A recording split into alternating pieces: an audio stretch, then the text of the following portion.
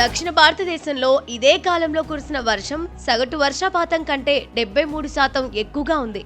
గత వారంలో దేశంలోని అనేక ప్రాంతాల్లో భారీ వర్షాలు కురిసే అవకాశం ఉంది.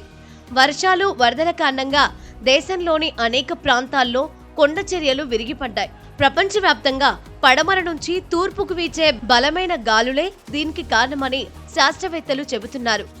గ్లోబల్ వార్మింగ్ కారణంగా ఈ గాలుల మార్గం అనూహ్యంగా మలుపులు తిరుగుతోంది.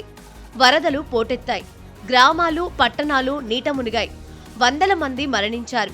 అసలు ఇంత భారీగా వర్షాలు కురవడానికి కారణం ఏంటి? పర్వతాలు, మైదాన ప్రాంతాల్లో నదుల ప్రవాహాన్ని అడ్డుకుంటూ అనేక నిర్మాణాలు జరుగుతున్నాయి. నదీ తీరాల వెంబడి జరుగుతున్న ఆక్రమణలు కూడా దీనికి కారణంగా మారుతున్నాయి. పర్వత ప్రాంతాల్లో రహదారులు, సొరంగాలు, జల విద్యుత్ ఉత్పత్తి కేంద్రాల నిర్మాణం వంటి వాటి వల్ల పర్వతాలు బలహీనపడుతున్నాయి.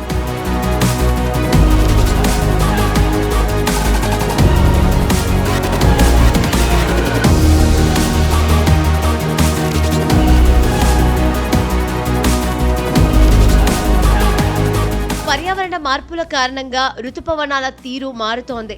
ప్రస్తుతం గాలిలో తేమ శాతం పెరుగుతోందని శాస్త్రవేత్తలు చెబుతున్నారు. భూతాపం పెరగడం వల్ల హిందూ మహాసముద్రం, అరేబియా సముద్రం నుంచి వేడి గాలులు వస్తున్నాయి. అందుకే గాలిలో తేమ శాతం పెరుగుతోంది. గతంలో జూన్, జూలై, ఆగస్ట్, సెప్టెంబర్ నెలలో రుతుపవనాలు స్థిరంగా వ్యాపించడం, వాటి వల్ల వర్షాలు సమానంగా కురవడం జరిగేది. అయితే ప్రస్తుతం పొడి వాతావరణం కొంతకాలం కొనసాగిన తర్వాత కొద్ది ప్రాంతంలో ఒకేసారి పెద్ద మొత్తంలో వర్షాలు కురుస్తున్నట్లు తాము గుర్తించామని వాతావరణ శాస్త్రవేత్తలు చెబుతున్నారు.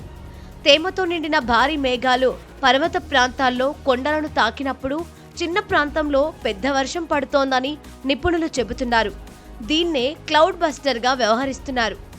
భారత ఉపఖండంలో ఇప్పటికే ఉన్న రుతుపవన వ్యవస్థ మధ్యధరా ప్రాంతంలో ఏర్పడే అల్పపీడనాలు, తుఫానులు తూర్పు వైపు ప్రయాణించేటప్పుడు కలవడం వల్ల ఇలా జరుగుతోందని వాతావరణ శాస్త్రవేత్తలు చెబుతున్నారు. ఈ వెస్టర్న్ డిస్టర్బెన్స్ తరచూ పై వాతావరణంలో భారీ మొత్తంలో చల్లని గాలులను మోసుకెళ్తుంది.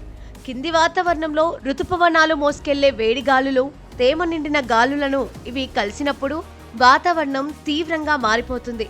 గాలులు వీచే దిశ మారడం వల్ల ప్రపంచవ్యాప్తంగా అసాధారణ వాతావరణ పరిస్థితులు ఏర్పడుతున్నట్లు అధ్యయనాల్లో తేలింది.